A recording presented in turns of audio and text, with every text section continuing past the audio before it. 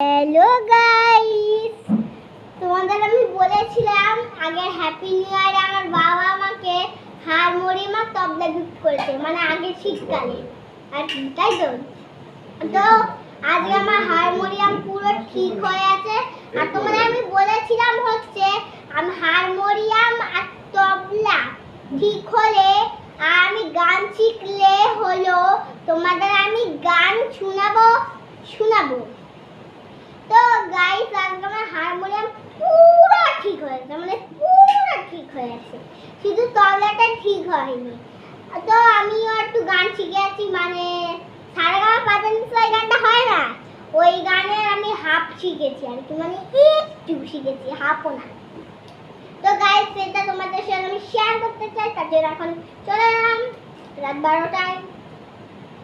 রাত 12টা বাজে, তো এখন চলে এলাম হারমোনিয়াম নিয়ে করতে গান। চলো স্টার্ট।